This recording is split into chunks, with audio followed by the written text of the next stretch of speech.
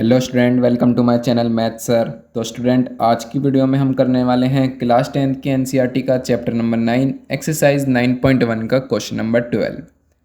Question number 12 में हमें बोला गया है from the top of a 7 metre high building, यानी एक 7 मीटर हाई बिल्डिंग है। The angle of elevation of the top of a cable tower is 60 degree, और उस बिल्डिंग से हमारा एंगल ऑफ एलिवेशन बन रहा है एक केबल टावर पर 60 degree, and the angle of depression of its foot is 45 degree, और उसके फुट पर बन रहा है हमारा 45 degree angle. Depression, angle of depression का मतलब होता है जैसे हम कोई चीज़ ऊपर से नीचे देख रहे होते हैं, तो हमारा जो एंगल बनता है उसको हम कहते हैं angle of depression. And angle of elevation हम उसको कहते हैं जो हम नीचे से ऊपर देख रहे होते हैं, तो हमारा एंगल ऑफ एलिवेशन बनता है। Determine the height of the tower, और हमें टावर की हाइट निकालनी है। तो सबसे पहले हमको डायग्राम बनाना पड़ेगा इसका। तो हमें क्वेश्चन में दे रखा है, एक है हमारे पास 7 मीटर की एक बिल्डिंग है हमारे पास, तो हम इसको लेट कर लेते हैं। ये ए बी हमारी जो है 7 मीटर की बिल्डिंग है।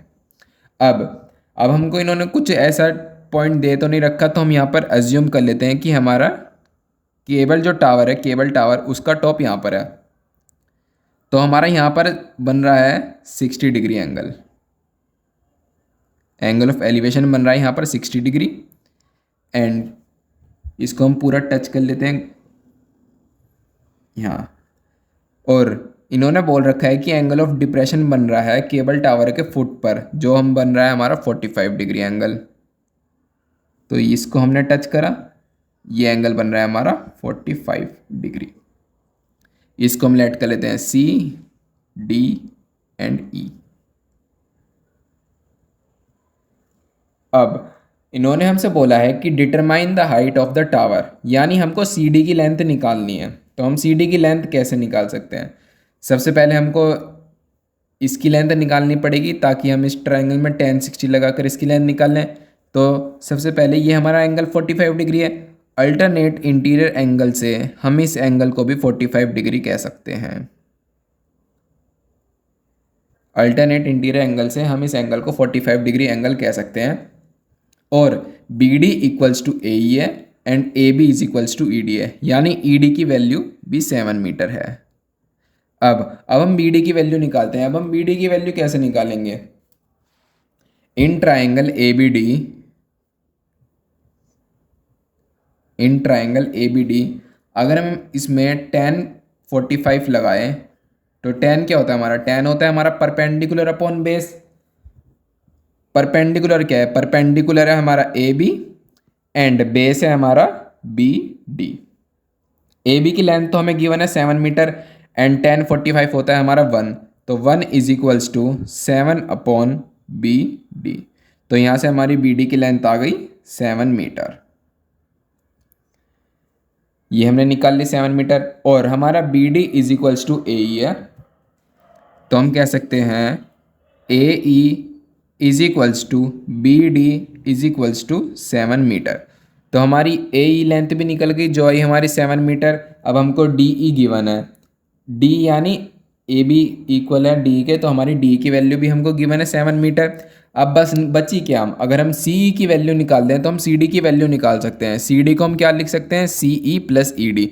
तो हमें सबसे पहले सी ई की वैल्यू निकालनी पड़ेगी। सी ई की वैल्यू हम कैसे निकालेंगे? अगर हम इसी ए सी ई ट्राइंगल में अगर हम tan 60 लगा दें, तो tan 60 क्या होगा हमारा? Perpendicular upon base. परपेंडिकुलर होगा सी ई एंड बेस होगा ए ई, और A E equals to B D है, तो ए की वैल्यू हमारी 7 मीटर है। तो हम इजीली ऐसे निकाल सकते हैं। तो इन ट्राइंगल ए सी ई हम लगाएंगे tan 60 is equals to C E. Perpendicular हमारा सी ई है, एंड बेस है हमारा ए ई। सी ई डिवाइड बाय ए ई। अब tan 60 की वैल्यू होती है हमारी √3 is equals to C E की वैल्यू हमें निकालनी है, एंड ए ई की वैल्यू यहाँ से हमारी आई थी 7 मीटर। अब हम यहाँ से सी ई की वैल्यू निकाल सकते हैं। तो सी ई की वैल्यू आ गई हमारी 7√3 मीटर। अब हमें निकालनी थी सी डी की वैल्यू। सी डी को हम लिख सकते हैं C E is equals to E D. तो C D is equals to C E plus E D.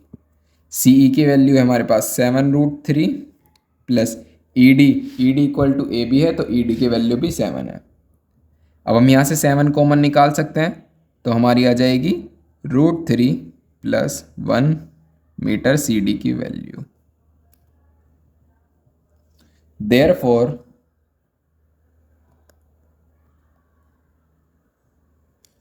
The height of the cable tower is 7√3 plus 1 metre. Answer. तो student आज की video में बस इतना ही।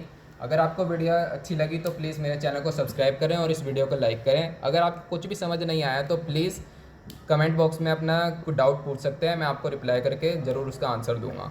Thank you.